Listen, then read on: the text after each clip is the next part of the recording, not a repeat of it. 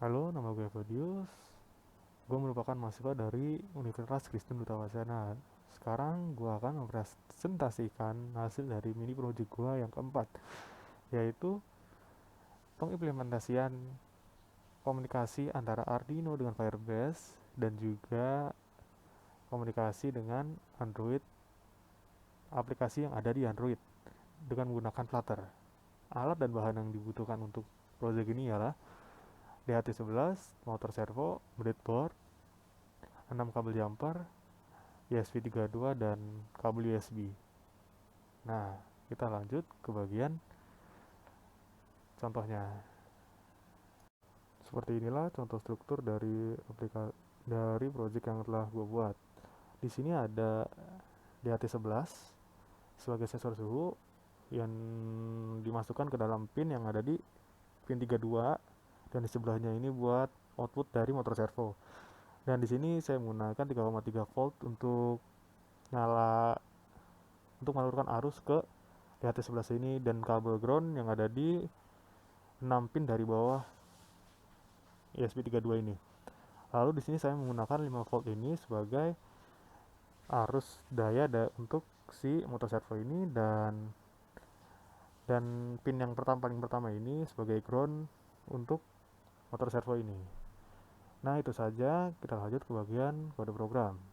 Kita lanjut ke bagian code Arduino-nya. Di sini saya menggunakan library.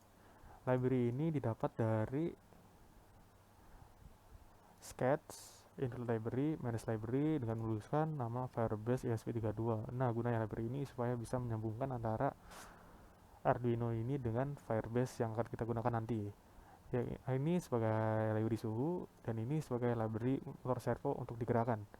Nah, untuk menyambungkan sebuah Firebase dan Arduino kita perlu nama hostname dari project kita dan autentikasinya. Nah, cara mendapatkannya ialah dengan membuka Firebase google.com. Untuk konsol saya ganti dulu. Nah, karena saya udah ada projectnya, saya tinggal buka ini. Tapi kalau Anda belum tahu, tinggal ketik nama projectnya apa, continue. Ini continue aja. Nah, tinggal default for Firebase buat analytic icon ya. Nah, tinggal create project aja, tapi saya udah buat, nggak usah lagi. Kita masuk.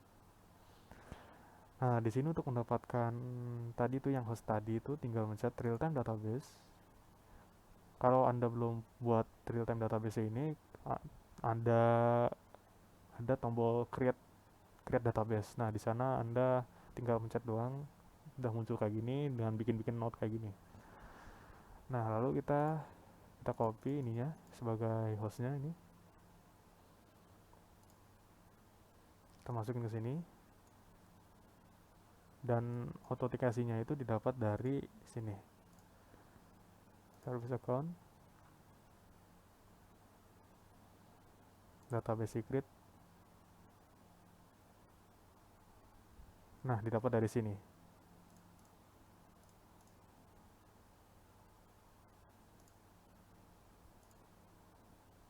Nah, ini namanya wifi-nya apa dan password wifi-mu apa. Lalu kita lanjut. Di sini ada saya menginisialisasi sebuah variable pet ini untuk menandakan pet yang mana kita akan gunakan. Nah, di sini cuma ada pet doang, yaitu pet 1.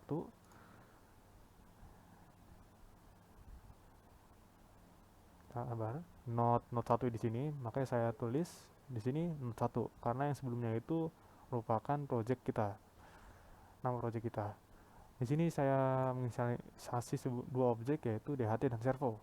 32 sebagai pin, DHT11 sebagai tipe dari DHT-nya. Lalu di sini ada Firebase, instansiasi sebuah objek Firebase data, yang mana Firebase data ini digunakan untuk menyimpan data yang ada di Firebase itu.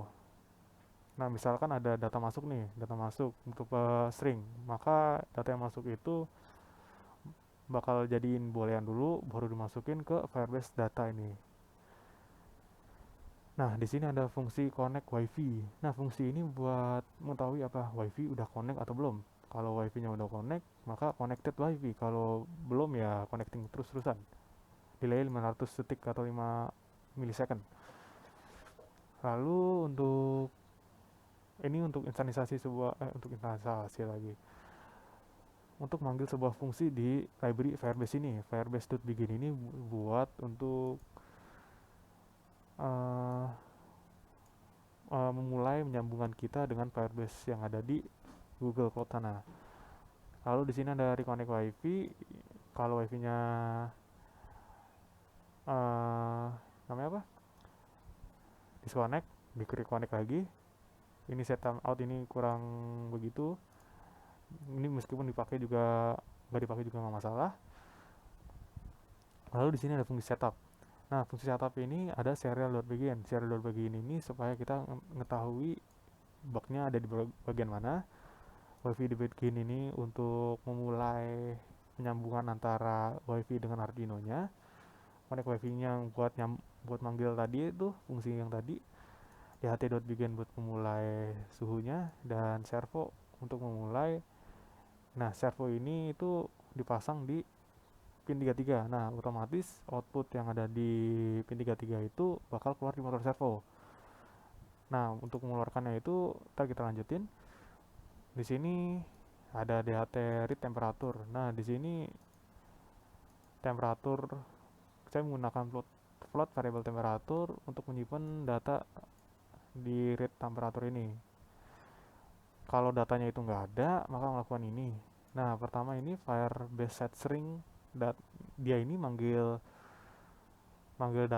manggil objek Firebase ini, lalu dikasih path untuk masuk ke ini. Path yang tadi ini kan 01 nih, node 1 ditambah dengan ini berarti garis miring node 1 garis miring DHT.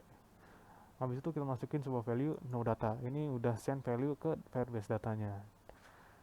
Nah, ini buat get value ini bertipe true atau false. Kalau Anda langsung masukin ke sebuah string, maka ini nggak jalan. Kalau ini perlu dibikin di line baru aja. Nah, di sini Firebase menyimpan path dari data ini. Nah, otomatis value dari data ini masuk ke Firebase. Nah, di sini tinggal panggil namanya aja. Otomatis value-nya ini udah keluar di proses debugging itu. Yang ini sama aja yang di atas, lalu yang ini juga masih sama di atas. Sama ini juga masih sama di atas. Nah, ini jika kita ngambil value nih yang tadi nih di sini nih. Value yang ada di sini kan mesti aktif dulu. Di database mesti aktif dulu baru bisa jalan. Nah, untuk aktifnya itu ntar ada di Flutter. Lalu di sini juga masih sama aja, ya sama aja ya, segini aja untuk Arduino-nya. Kita lanjut ke pemrograman Flutter-nya. Nah, sebelum masuk ke bagian Android Studio, kita perlu lakukan beberapa tahap yang ada di Firebase. Nah, beberapa tahap itu kita perlu menambahkan aplikasi di Android Studio yang kita buat ini ke Firebase-nya. Nah, Anda masuk ke halaman dashboard, lalu add app. Karena kita berbasis Android, kita pilih Android. Nah, di sini Anda bisa mendapatkan nama company app name ini dari Android, masuk ke app, masuk source, pilih Android manifest yang ada di main. Nah, di sini ada package. Nah, Anda tinggal copy nama package ini ke bagian sini. Setelah itu Anda tinggal ikuti instruksi yang telah diberikan oleh Firebase ini. Lalu kita lanjut ke main Dart. Nah, di sini saya menggunakan Lambda untuk menjalankan fungsi myApp. Nah, di bagian myApp ini, di sini ada widget build. Nah, di widget build ini ada home info page. Saya memanggil sebuah class yang bernama info page. Nah, info page ini extend dari stateful widget karena kita buat value yang ada dari namanya apa? Dari text fieldnya itu berubah saya menggunakan setFull widget. Lalu di sini saya manggil lambda lagi yang mengarahkan info_page_state ini ke info_page_state class baru. Nah, ini isinya state dari info_page yang ini. Lalu di sini saya menginisialisasi sebuah objek-objek. Nah, ini string button ini supaya button yang kita kasih namanya itu aktif. Lalu di sini ada text editing controller karena saya akan membuat sebuah form yang mana form itu dapat diedit oleh si Firebase itu. Lalu di sini saya menggunakan database reference database yang mana di sini perlu import dari database package ini. Nah, di sini Firebase database .instance .reference .child. Nah, karena saya memakai node 1, di sini tulisnya child node 1.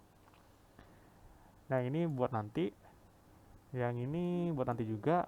Lalu kita masuk ke widget build. Nah, di widget build sini ada return scaffold. Nah, di return scaffold ini buat desain-desain lah, buat desain-desain. Nah, untuk kalau buat desain-desainnya saya pisahkan dulu. Di sini saya menggunakan text field yang mana controllernya itu merupakan yang tadi text editing controller dan yang servo juga. Nah, ini buat input decorationnya ini false supaya si user itu nggak bisa ngetik-ngetik di text field ini. Lalu di sini ada flat button, Anda juga bisa menggunakan raise button. Nah, ini berisikan sebuah text yang mana teks ini diisikan oleh string aktif. Nah, habis itu kan ada onPress nih. Lalu dalam fungsi onPress ini dimana kan nih instance ini tadi kan bernilai true, kita buat nilainya itu false, lalu kita set state dari buttonnya ini jadi nilainya itu deaktif, yang dari nilainya itu aktif, dan lalu sebaliknya. Lalu kita memanggil sebuah getData, fungsi getData yang ada di info_page_state. Nah, fungsi itu digunakan untuk permisalan jika dia aktif, servonya ini yang ada di Android itu akan aktif. Jika enggak itu no data, sama dengan yang ini. Lalu untuk mendapatkan nilai dari database itu kita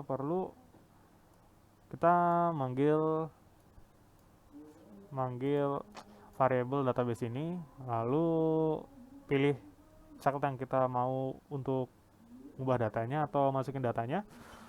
Habis itu end value, habis itu listen.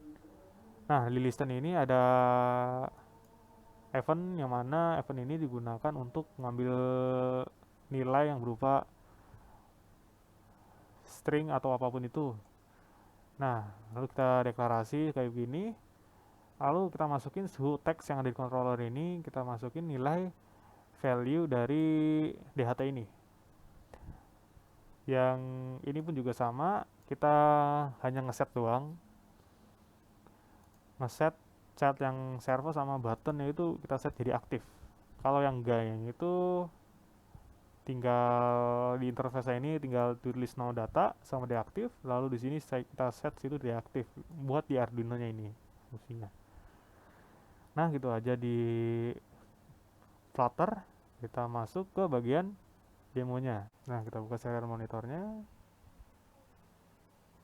Nah, di sini kita lihat state buttonnya itu deaktif. Nah, coba kita aktifin state buttonnya.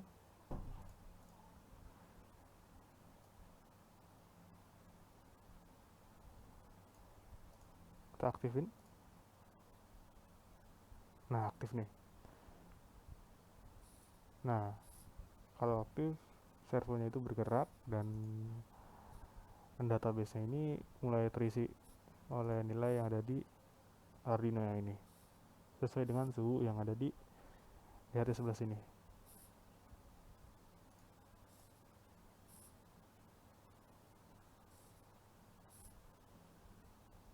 Nah, itu set value-nya itu ada di bagian code itu yang bagian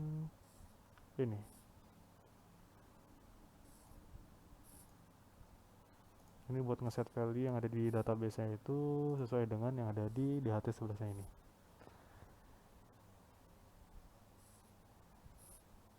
Udah segitu saja dari presentasi project saya. Jika ada salah kata, mohon maafkan. Terima kasih sudah menonton. See you and next time.